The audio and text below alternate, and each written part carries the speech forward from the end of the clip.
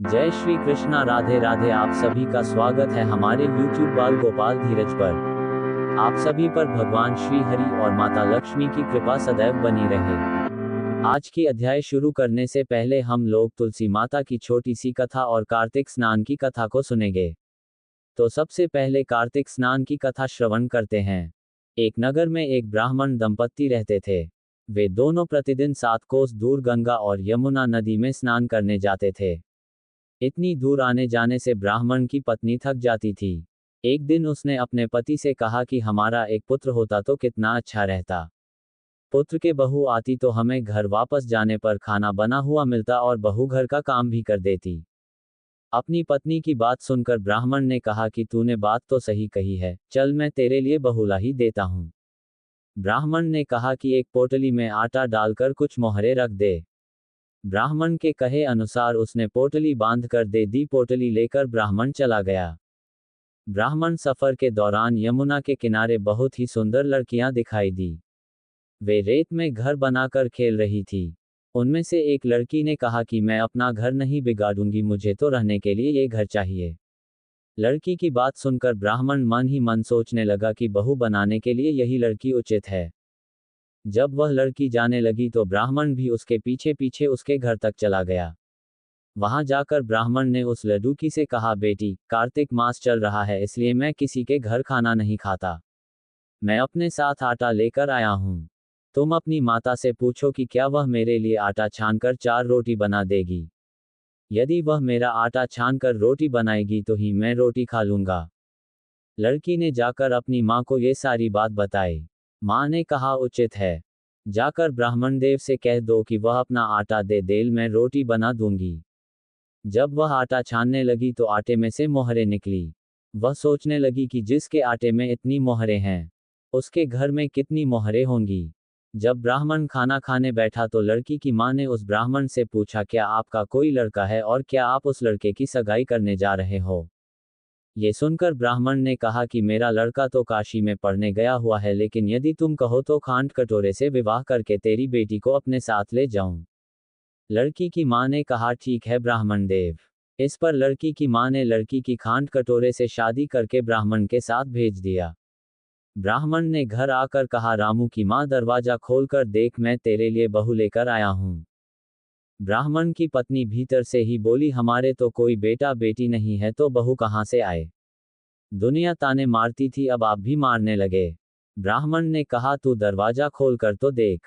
जब ब्राह्मणी ने दरवाजा खोला तो सामने बहू को खड़ी देखा। उसने बहू का स्वागत किया और आदर सत्कार से अंदर ले गई। अब जब ब्राह्मण अपनी पत्नी के साथ नदी स्नान करने जाता तो पीछे से बहू घर का सारा काम करके और खाना बनाकर रखती थी। वह उनके कपड़े धोती और रात को हाथ पैर भी दबाती थी। इस तरह बहुत दिन बीत गए। ब्राह्मणी ने अपनी बहू से कहा कि बहू, कभी भी चूल्हे की आग मत बुझने देना और मटके का पानी खत्म मत होने देना। परंतु एक दिन चूल्हे की आग बुझ गई। ये देखकर बहू घबरा गई और भागी भागी अपनी पड़ोसन के पास गई और कहा कि मेरे चूल्हे की आग बुझ गई है, मुझे थोड़ी आग चाहिए। मेरे सास ससुर सुबह 5 बजे से गए हुए हैं। वह थके हुए घर आएंगे, इसलिए मुझे उनके लिए खाना बनाना है। ये सुनकर पड़ोसन ने कहा कि तू तो बावली है, तुझे ये दोनों मिलकर पागल बना रहे हैं। इनके कोई पुत्र नहीं है, ये निसंतान है। बहू ने कहा, नहीं, ऐसा मत बोलो, इनका बेटा तो बनारस काशी में पढ़ने गया हुआ है। इस पर पड़ोसन ने कहा कि यह तुझे झूठ बोलकर लाए हैं। मेरी बात सच मान, इनके कोई बेटा नहीं है। अब बहू पड़ोसन की बातों में आ गई और कहने लगी कि अब आप ही बताओ मैं क्या करूं। पड़ोसन ने कहा कि करना क्या है, जब तुम्हारे सास ससुर आए तो जली हुई रोटियां बनाकर देना और बिना नमक की दाल बनाकर देना। खीर की कड़छी दाल में और दाल की कड़छी खीर में डाल देना। पड़ोसन ने उसे अच्छे से सिखा पढ़ा दिया। फिर जब उसके साथ सास ससुर घर आए तो उसने न तो उनका आदर सत्कार किया ना ही उनके कपड़े धोए। जब उसने सास ससुर को खाना दिया तो सास बोली, बहू, आज ये रोटियां जली हुई क्यों है और दाल भी अलोनी है। तब बहू ने पलट कर कहा कि एक दिन ऐसा खाना खा लोगे तो कुछ बिगड़ नहीं जाएगा तुम्हारा। सास ससुर को खरी खोटी सुनाकर वह फिर से पड़ोसन के पास गई और बोला कि अब आगे क्या करना है। पड़ोसन ने कहा कि अब तुम सातों कोठों की चाबी मांग लेना। अगले दिन जब भी स्नान करने के लिए जाने लगे तो बहू अड़ गई कि मुझे तो 7 कोठों की चाबी चाहिए। तब ससुर ने कहा कि इसे चाबी दे दो। तब सास ने बहू को चाबी दे दी। सास ससुर के जाने के बाद जब बहू ने दरवाजे खोले तो देखा कि किसी में अन्न भरा है, किसी में धन भरा है और किसी कोठे में बर्तन पड़े हैं। जब उसने सबसे ऊपर का 7वां कोठा खोला तो देखा कि शिव जी, पार्वती माता, गणेश जी, लक्ष्मी माता जी, पीपल पथवारी, कार्तिक के ठाकुर, राय दामोदर, तुलसी जी का बिड़वा, गंगा यमुना और 33 कोटि देवी देवता विराजमान है। वहीं पर एक लड़का चंदन की चौकी पर बैठा माला जप रहा है। ये सब देखकर उसने लड़के से पूछा कि तुम कौन हो? तब लड़का बोला कि मैं तेरा पति हूं, अभी दरवाजा बंद कर दे। जब मेरे माता पिता आएंगे तब दरवाजा खोलना। ये सब देखकर बहू बहुत खुश हुई और 16 श्रृंगार कर सुंदर वस्त्र पहनकर अपने सास ससुर का इंतजार करने लगी। उसने अपने सास ससुर के लिए अच्छे अच्छे पकवान बनाए। जब उसके सास ससुर घर पर आए तो उसने उनका आदर सत्कार किया और प्रेमपूर्वक खाना खिलाया और हाथ पैर दबाने लगी। पैर दबाते दबाते बहू ने कहा कि माँ, आप इतनी दूर गंगा यमुना स्नान करने के लिए जाती हो तो आप थक जाती हो, इसलिए आप घर पर ही स्नान क्यों नहीं करती हो? ये सुनकर सास कहने लगी कि बेटी, गंगा यमुना घर पर तो नहीं बहती है। तब उसने कहा, हाँ माँ जी बहती है, चलो मैं आपको दिखाती हूँ। जब बहू ने 7वां कोठा खोलकर दिखाया तो उसमें शिव जी, पार्वती जी, गणेश जी, लक्ष्मी जी, पीपल पथवारी, कार्तिक के ठाकुर, राय दामोदर, तुलसी जी का बिड़वा, गंगा यमुना बह रही है और 33 कोटि देवी देवता विराजमान है। वही चौकी पर बैठा एक लड़का माला जप रहा है। माँ ने उसे देखकर कहा कि बेटा तू कौन है? लड़का बोला, माँ मैं तेरा बेटा हूँ। तब ब्राह्मणी ने पूछा कि तू कहाँ से आया है? लड़के ने जवाब दिया कि मुझे कार्तिकदे ने भेजा है। माँ ने कहा, बेटा ये संसार कैसे मानेगा कि तू मेरा बेटा है? माँ ने कुछ विद्वान पंडितों से मदद मांगी। पंडितों ने कहा, इस पार बहू बेटा खड़े हो जाएं और उस पार माँ खड़ी हो जाए। माँ ने चमड़े की अंगिया पहनी हो और छाती में से दूध की धार निकलकर बेटे की दाढ़ी मूछ भीगे और पवन पानी से गठजोड़ा बंधे, तब मानेंगे कि यह इस माँ का ही बेटा है। उसने ऐसा ही किया। चमड़े की अंगिया फट गई और छाती में से दूध की धार निकलकर बेटे की दाढ़ी मूछ भीग गई। पवन पानी से बहू बेटे का गठजोड़ बंध गया। ये सब देखकर ब्राह्मण और उसकी पत्नी की खुशी का ठिकाना ना रहा। तो ये थी कार्तिक मास की कथा। हे कार्तिक के ठाकुर, जैसे ब्राह्मण और ब्राह्मणी को बहू बेटा दिया वैसे सबको देना। कार्तिक मास की कथा कहने, सुनने और हुंकारा भरने वाले सब पर कृपा करना। कार्तिक महीने में एक बुढ़िया माई तुलसी जी को सींचती और कहती कि, हे तुलसी माता, सत की दाता, मैं तेरा बिडला सींचती हूँ, मुझे बहू दे, पीताम्बर की धोती दे, मीठा मीठा घास दे, बैकुंठा में वास दे, चटक की चाल दे, पटक की मोद दे, चंदन का काट दे, रानी सा राज दे, दाल भात का भोजन दे, 11 की मौत दे, कृष्ण जी का कंधा दे। तब तुलसी माता ये सुनकर सूखने लगी तो भगवान ने पूछा कि, हे तुलसी, तुम क्यों सूख रही हो? तुलसी माता ने कहा कि, एक बुढ़िया रोज आती है और यही बात कह जाती है। मैं सब बात तो पूरा कर दूंगी, लेकिन कृष्ण का कंधा कहाँ से लाऊंगी? तो भगवान बोले, जब वो मरेगी तो मैं अपने आप कंधा दे आऊंगा। तू बुढ़िया माई से कह देना। जब बुढ़िया माई मर गई, सब लोग आ गए। जब माई को ले जाने लगे तो वह किसी से न उठी। तब भगवान एक 12 बरस के बालक का रूप धारण करके आए। बालक ने कहा, मैं कान में एक बात कहूंगा तो बुढ़िया माई उठ जाएगी। बालक ने कान में कहा, बुढ़िया माई मन की निकाल ले, पीताम्बर की धोती ले, मीठा मीठा घास ले, बेकुंठा का वास ले, चटक की चाल ले, पटक की मोत ले, कृष्ण जी का कंधा ले। ये सुनकर बुढ़िया माई हल्की हो गई। भगवान ने कंधा दिया और बुढ़िया माई को मुक्ति मिल गई। हे तुलसी माता, जैसे बुढ़िया माई को मुक्ति दी वैसे सबको देना। कार्तिक महात्म्य। श्री सूत जी कहते हैं, परीक्षित अंशुमान ने गंगा जी को लाने की कामना से बहुत वर्षों तक घोर तपस्या की, परंतु उन्हें सफलता नहीं मिली। समय आने पर उनकी मृत्यु हो गई। अंशुमान के पुत्र दिलीप ने भी वैसी ही तपस्या की, परंतु वे भी असफल ही रहे। समय पर उनकी भी मृत्यु हो गई। दिलीप के पुत्र थे भागीरथ। उन्होंने बहुत बड़ी तपस्या की। उनकी तपस्या से प्रसन्न होकर भगवती गंगा ने उन्हें दर्शन दिया और कहा कि मैं तुम्हें वर देने के लिए आई हूं। उनके ऐसा कहने पर राजा भागीरथ ने बड़ी विनम्रता से अपना अभिप्राय प्रकट किया कि आप मृत्युलोक में चलिए। भागीरथ जी की बात सुनकर गंगा जी ने कहा, जिस समय मैं स्वर्ग से पृथ्वी तल पर गिरूं उस समय मेरे वेग को कोई धारण करने वाला होना चाहिए। गंगा जी ने कहा, हे भागीरथ, ऐसा ना होने पर मैं पृथ्वी को फोड़कर रसातल में चली जाऊंगी। इसके अतिरिक्त इस कारण से भी मैं पृथ्वी पर नहीं जाऊंगी कि लोग मुझ में अपने पाप धोएंगे। फिर मैं उस पाप को कहाँ धोऊंगी? हे भागीरथ, इस विषय में तुम स्वयं विचार कर लो। भागीरथ ने कहा, माता, जिन्होंने लोक परलोक, धन संपत्ति और स्त्री पुरुष की कामना का संन्यास कर दिया है, जो संसार से ऊपर होकर अपने आप में शांत है, जो ब्रह्मनिष्ठ और लोकों को पवित्र करने वाले परोपकारी सज्जन हैं, वे अपने अंग स्पर्श से तुम्हारे पापों को नष्ट कर देंगे, क्योंकि उनके हृदय में अग्ररूप अघासुर को मारने वाले भगवान सर्वदा निवास करते हैं। समस्त प्राणियों के आत्मा रुद्र देव तुम्हारा वेग धारण कर लेंगे, क्योंकि जैसे साड़ी सूतों में ओतप्रोत है, वैसे ही यह सारा विश्व भगवान रुद्र में ही ओतप्रोत है। श्री सूत जी बोले, हे परीक्षित, गंगा जी से इस प्रकार कहकर राजा भागीरथ ने तपस्या के द्वारा भगवान शंकर को प्रसन्न किया। थोड़े ही दिनों में महादेव जी उन पर प्रसन्न हो गए। भगवान शंकर तो संपूर्ण विश्व के हितैषी हैं। राजा की बात उन्होंने तथास्तु कहकर स्वीकार कर ली। फिर शिव जी ने सावधान होकर गंगा जी को अपने सिर पर धारण किया। करते भी क्यों ना, भगवान के चरणों का संपर्क होने के कारण गंगा जी का जल परम पवित्र जो है। इसके बाद राजा भागीरथ त्रिभुवन पावनी गंगा जी को वहां ले गए, जहां उनके पितरों के शरीर राख के ढेर बने पड़े थे। वे वायु के समान वेग से चलने वाले रथ पर सवार होकर आगे आगे चल रहे थे और उनके पीछे पीछे मार्ग में पड़ने वाले देशों को पवित्र करती हुई गंगा जी दौड़ रही थी। इस प्रकार गंगासागर संगम पर पहुंचकर उन्होंने स के जले हुए पुत्रों को अपने जल में डुबा दिया।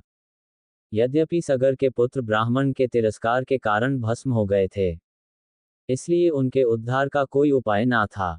फिर भी केवल शरीर की राख के साथ गंगाजल का स्पर्श हो जाने से ही वे स्वर्ग में चले गए।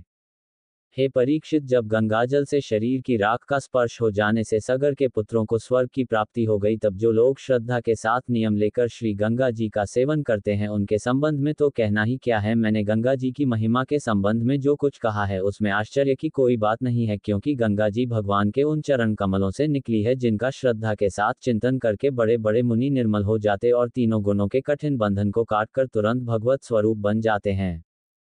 फिर गंगा जी संसार का बंधन काट दें, इसमें कौन सी बड़ी बात है। भागीरथ का पुत्र था श्रुत, श्रुत का पुत्र था नाभ। ये नाभ पूर्वोक्त नाभ से भिन्न है। नाभ का पुत्र था सिंधु द्वीप और सिंधु द्वीप का अयुतायु। अयुतायु के पुत्र का नाम था ऋतुपर्ण और वह नल का मित्र था। उसने नल को पासा फेंकने की विद्या का रहस्य बतलाया था और बदले में उससे अश्वविद्या सीखी थी। ऋतुपर्ण का पुत्र सर्वकाम हुआ। हे परीक्षित, सर्वकाम के पुत्र का नाम था सुदास। सुदास के पुत्र का नाम था सौदास और सौदास की पत्नी का नाम था मददयति। सौदास को ही कोई मित्र कहते हैं और कहीं कहीं उन्हें कलमाशद भी कहा गया है। वह वशिष्ठ जी के शाप से राक्षस हो गया था और फिर अपने कर्मों के कारण संतानहीन हुआ। राजा परीक्षित ने पूछा, भगवान, हम ये जानना चाहते हैं कि महात्मा सौदास को गुरु वशिष्ठ जी ने श्राप क्यों दिया। यदि कोई गोपनीय बात ना हो तो कृपया बतलाए। श्री सुखदेव जी कहते हैं, परीक्षित, एक बार राजा सौदास शिकार खेलने गए हुए थे। वहां उन्होंने किसी राक्षस को मार डाला और उसके भाई को छोड़ दिया। उसने राजा के इस काम को अन्याय समझा और उनसे अपने भाई की मृत्यु का बदला लेने के लिए वह रसोई का रूप धारण करके उनके घर गया। जब एक दिन भोजन करने के लिए गुरु वशिष्ठ जी राजा के यहाँ आए, तब उसने मनुष्य का मांस लाकर उन्हें परोस दिया। जब सर्वसमर्थ वशिष्ठ जी ने देखा कि परोसी जाने वाली वस्तु तो नितांत अभक्ष है, तब उन्होंने क्रोधित होकर राजा को श्राप दिया कि जा, इस काम से तू राक्षस हो जाएगा। जब उन्हें यह बात मालूम हुई कि यह काम तो राक्षस का है, राजा का नहीं, तब उन्होंने उस श्राप को केवल 12 वर्ष कर दिया। उस समय राजा सौदास भी अपनी अंजलि में जल लेकर गुरु वशिष्ठ को श्राप देने के लिए उद्यत हुए, परंतु उनकी पत्नी मदंती ने उन्हें ऐसा करने से रोक दिया। इस पर सौदास ने विचार किया कि दिशाएं, आकाश और पृथ्वी सबके सब तो जीव में ही है, तब ये तीक्ष्ण जल कहाँ छोड़ूं। अंत में उन्होंने उस जल को अपने पैरों पर डाल दिया। इसी से उनका नाम मित्रसह हुआ। उस जल से उनके पैर काले पड़ गए थे, इसलिए उनका नाम कलमाशपात भी हुआ। अब वे राक्षस हो चुके थे। एक दिन राक्षस बने हुए राजा कल्माशद ने एक वनवासी ब्राह्मण दंपत्ति को सहवास के समय देख लिया। कल्माशपात को भूख तो लगी ही थी। उसने ब्राह्मण को पकड़ लिया। ब्राह्मण पत्नी की कामना अभी पूर्ण नहीं हुई थी। उसने कहा, राजन, आप राक्षस नहीं हैं। आप महारानी मद्देती के पति और इक्ष्वाकु वंश के वीर महारथी हैं। आपको ऐसा अधर्म नहीं करना चाहिए। मुझे संतान की कामना है और इस ब्राह्मण की भी कामनाएं अभी पूर्ण नहीं हुई है। इसलिए आप मुझे मेरा ये ब्राह्मण पति दे दीजिए। श्री सूत जी बोले, हे राजन, यह मनुष्य शरीर जीव को धर्म, अर्थ, काम और मोक्ष चारों पुरुषार्थों की प्राप्ति कराने वाला है। इसलिए वीर, इस शरीर को नष्ट कर देना सभी पुरुषार्थों की हत्या कही जाती है। फिर यह ब्राह्मण तो विद्वान है, तपस्याशील और बड़े बड़े गुणों से संपन्न है। यह उन पुरुषोत्तम परब्रह्म की समस्त प्राणियों के आत्मा के रूप में आराधना करना चाहता है, जो समस्त पदार्थों में विद्यमान रहते हुए भी उनके पृथक पृथक गुणों से छिपे हुए हैं। राजन, आप शक्तिशाली हैं। आप धर्म का मर्म भली भांति जानते हैं। जैसे पिता के हाथों पुत्र की मृत्यु उचित नहीं, वैसे ही आप जैसे श्रेष्ठ राज ऋषि के हाथों मेरे श्रेष्ठ ब्राह्मण पति का वध किसी प्रकार उचित नहीं है। आपका साधु समाज में बड़ा सम्मान है। भला आप मेरे परोपकारी, निरपराध एवं ब्रह्मवादी पति का वध कैसे ठीक समझ रहे हैं? ये तो गौ के समान निरी है। फिर भी यदि आप इन्हें खा ही डालना चाहते हैं तो पहले मुझे खा डालिए, क्योंकि अपने पति के बिना मैं मुर्दे के समान हो जाऊंगी और एक क्षण भी जीवित ना रह सकूंगी। ब्राह्मण पत्नी बड़ी ही करुणापूर्ण वाणी में इस प्रकार कहकर अनाथ की भांति रोने लगी। परंतु सौदास ने शाप से मोहित होने के कारण उसकी प्रार्थना पर कुछ भी ध्यान ना दिया और वह उस ब्राह्मण को वैसे ही खा गया जैसे बाघ किसी पशु को खा जाए। जब ब्राह्मणी ने देखा कि राक्षस ने मेरे गर्भाधान के लिए उद्यत पति को खा लिया, तब उसे बड़ा शोक हुआ। सती ब्राह्मणी ने क्रोध करके राजा को श्राप दे दिया, रे पापी, मैं अभी काम से पीड़ित हो रही थी। ऐसी अवस्था में तूने मेरे पति को खा डाला है। इसलिए मूर्ख, जब तू स्त्री से सहवास करना चाहेगा तभी तेरी मृत्यु हो जाएगी। ये बात मैं तुझे सुझाए देती हूँ। इस प्रकार मित्र सह को श्राप देकर ब्राह्मणी अपने पति की अस्थियों को धधकती हुई चिता में डालकर स्वयं भी सती हो गई और उसने वही गति प्राप्त की जो उसके पतिदेव को मिली थी। क्यों ना हो, वह अपने पति को छोड़कर और किसी लोक में जाना भी तो नहीं चाहती थी। 12 वर्ष बीतने पर राजा सौदास शाप से मुक्त हो गए। जब वे सहवास के लिए अपनी पत्नी के पास गए तब उसने इन्हें रोक दिया, क्योंकि उसे उस ब्राह्मणी के श्राप का पता था। इसके बाद उन्होंने स्त्री सुख का बिल्कुल परित्याग ही कर दिया। इस प्रकार अपने कर्म के फल स्वरूप वे संतानहीन हो गए। तब वशिष्ठ जी ने उनके कहने से मददती को गर्भाधान कराया। मदेती 7 वर्ष तक गर्भधारण किए रही, किंतु बच्चा पैदा नहीं हुआ। तब वशिष्ठ जी ने पत्थर से उसके पेट पर आघात किया। इससे जो बालक हुआ वह अश्म अर्थात पत्थर की चोट से पैदा होने के कारण अश्मक कहलाया। अश्मक से मूलक का जन्म हुआ। जब परशुराम जी पृथ्वी को क्षत्रियहीन कर रहे थे तब स्त्रियों ने उसे छिपाकर रख लिया था। इसी से उसका एक नाम नारी कवच भी हुआ। उसे मूलक इसलिए कहते हैं कि वह पृथ्वी के क्षत्रियहीन हो जाने पर उस वंश का मूल अर्थात प्रवर्तक बना। मूलक के पुत्र हुए दशरथ, दशरथ के एडविड और एडविड के राजा विश्वस। विश्वसह के पुत्र ही चक्रवर्ती सम्राट खटवांग हुए। युद्ध में उन्हें कोई जीत नहीं सकता था। उन्होंने देवताओं की प्रार्थना से दैत्यों का वध किया था। जब उन्हें देवताओं से यह मालूम हुआ कि अब मेरी आयु केवल 2 ही घड़ी बाकी है, तब वे अपनी राजधानी लौट आए और अपने मन को उन्होंने भगवान में लगा दिया। वे मन ही मन सोचने लगे कि मेरे कुल के इष्ट देवता हैं ब्राह्मण। उनसे बढ़कर मेरा प्रेम अपने प्राणों पर भी नहीं है। पत्नी, पुत्र, लक्ष्मी, राज्य और पृथ्वी भी मुझे उतने प्यारे नहीं लगते। मेरा मन बचपन में भी कभी अधर्म की ओर नहीं गया। मैंने पवित्र कीर्ति भगवान के अतिरिक्त और कोई भी वस्तु कहीं नहीं देखी। तीनों लोकों के स्वामी देवताओं ने मुझे मुंह मांगा वर देने को कहा, परंतु मैंने उन भोगों की लालसा बिल्कुल नहीं की, क्योंकि समस्त प्राणियों के जीवन दाता श्री हरि की भावना में ही मैं मग्न हो रहा था कि जिन देवताओं की इंद्रियां और मन विषयों में भटक रहे हैं, वे सत्वगुण प्रधान होने पर भी अपने हृदय में विराजमान, सदा सर्वदा प्रियतम के रूप में रहने वाले अपने आत्मस्वरूप भगवान को नहीं जानते। फिर भला जो रजोगुनी और तमोगुनी हैं वे तो जान ही कैसे सकते हैं। इसलिए अब इन विषयों में मैं नहीं रमता। ये तो माया के खेल हैं। आकाश में झूठ मूठ प्रतीत होने वाले गंधर्व नगरों से बढ़कर इनकी सत्ता नहीं है। ये तो अज्ञानवश चित्त पर चढ़ गए थे। संसार के सच्चे रचयिता भगवान की भावना में लीन होकर मैं विषयों को छोड़ रहा हूं और केवल उन्हीं की शरण ले रहा हूं। परीक्षित, भगवान ने राजा खटवांग की बुद्धि को पहले से ही अपनी ओर आकर्षित कर रखा था। इसी से वे अंत समय में ऐसा निश्चय कर सके। अब उन्होंने शरीर आदि अनात्म पदार्थों में जो अज्ञान मूलक आत्मभाव था उसका परित्याग कर दिया और अपने वास्तविक आत्मस्वरूप में स्थित हो गए। वह स्वरूप साक्षात परब्रह्म है। वह सूक्ष्म भी सूक्ष्म शून्य के समान ही है, परंतु वह शून्य नहीं परम सत्य है। भक्तजन उसी वस्तु को भगवान वासुदेव इस नाम से वर्णन करते हैं। आज का अध्याय यहीं पर समाप्त हुआ। इससे आगे का वृतांत सुनिएगा अगले अध्याय में। अब आइए श्रवण करते हैं तुलसी चालीसा और तुलसी माता की आरती। नमो तुलसी महारानी, महिमा अमित न जय बखानी। दियो विष्णु तुमको सन्माना, जग में छायो सुयश महाना। विष्णु प्रिया जय जयते भवानी, तिहु लोक की हो सुख खानी। भगवत पूजा कर जो कोई, बिना तुम्हारे सफल न होई। जिन घर तब नहीं होए निवासा, उस पर कर ही विष्णु नहीं बासा। करे सदा जो तब नित सुमिरन, तय के काज होए सब पूरन। कार्तिक मास महात्म तुम्हारा, ताको जानत सब संसारा। तब पूजन जो करें कुंवारी, पावे सुंदर वर सुकुमारी। कर जो पूजन नित प्रति नारी, सुख संपत्ति से होए सुखारी। वृद्धा नारी करे जो पूजन, मिले भक्ति होवे पुलकित मन।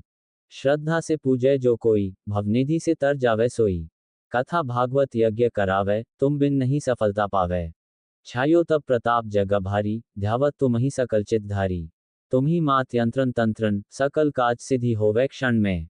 औषधि रूप आप हो माता, सब जग में तव यश विख्याता। देव ऋषि मुनि और तपधारी, करत सदा तव जय जयकारी। वेद पुराणन तव यश गाया, महिमा अगम पार नहीं पाया। नमो नमो जय जय सुखकारनी, नमो नमो जय दुख निवारनी। नमो नमो सुख संपत्ति देनी, नमो नमो अध काटन छेनी। नमो नमो भक्तन दुख हरनी, नमो नमो दुष्टन मत छेनी। नमो नमो भव पार उतारनी, नमो नमो परलोक सुधारनी। नमो नमो निज भक्त उबारनी, नमो नमो जन काज संवारनी। नमो नमो जय कुमति नशावनी, नमो नमो सुख उपजावनी। जयति जयति जय तुलसी माई, ध्याऊं तुमको शीश नवाए। निज जन जानी मोहि अपनाओ, बिगड़े कारज आप बनाओ। करुण विनय मैं मात तुम्हारी, पूर्ण आशा कर हो हमारी। शरण चरण कर जोरी मनाऊं, निश दिन तेरे ही गुण गाऊं। कृहु मात यह अब मोह पर दाया, निर्मल होए सकल ममकाया। मंगू मात ये बर दीजय, सकल मनोरथ पूर्ण कीजय। जनू नहीं कुछ नेम अचारा, क्षमहु मात अपराध हमारा। बर मास करे जो पूजा, तासम जग में और न दूजा। प्रथम ही गंगाजल मंगवावे, फिर सुंदर स्नान करावे। चंदन अक्षत पुष्प चढ़ावे, धूप दीप नैवेद्य लगावे। करे आचमन गंगा जल से, ध्यान करे हृदय निर्मल से। पाठ करे फिर चालीसा की, स्तुति करे मात तुलसा की। यह विधि पूजा करे हमेशा, ताके तन नहीं रहे क्लेशा। करे मास कार्तिक का साधन, सोवे नित पवित्र सिद्ध हुई जाही। है ये कथा महासुखदायी, पढ़े सुने सो भव तर जाए। तुलसी मैया तुम कल्याणी, तुम्हारी महिमा सब जग जानी। भावना तुझे मां नित नित ध्यावे, गा गाकर मां तुझे रिझावे। ये श्री तुलसी चालीसा पाठ करे जो कोय, गोविंद सो फल पावही जो मन इच्छा होए। अब हम लोग तुलसी माता की, तुलसी महारानी नमो नमो, हरि की पटरानी नमो नमो। धन तुलसी पूर्ण तप कीनो, शालिग्राम बनी पटरानी। जाके पत्र मंजरी कोमल, श्रीपति कमल चरण लपटानी। तुलसी महारानी नमो नमो, हरि की पटरानी नमो नमो। धूप दीप नैवेद्य आरती, पुष्पन की वर्षा बरसानी। 56 भोग 36 व्यंजन, बिन तुलसी हरि एक ना मानी। तुलसी महारानी नमो नमो, हरि की पटरानी नमो नमो। सभी सखी मैया तेरो यश गावें, भक्तिदान दीजय महारानी। नमो नमो तुलसी महारानी, तुलसी महारानी नमो नमो, तुलसी महारानी नमो नमो, हरि की पटरानी नमो नमो। तो भक्तजनों, ये थी आज की कथा। कथा समाप्त होती है। कथा पसंद आई हो तो वीडियो को लाइक करें, सब्सक्राइब करें, शेयर करें, कमेंट बॉक्स में कृष्ण भगवान की जय, राधा रानी की जय, गणेश भगवान की जय अवश्य लिखें।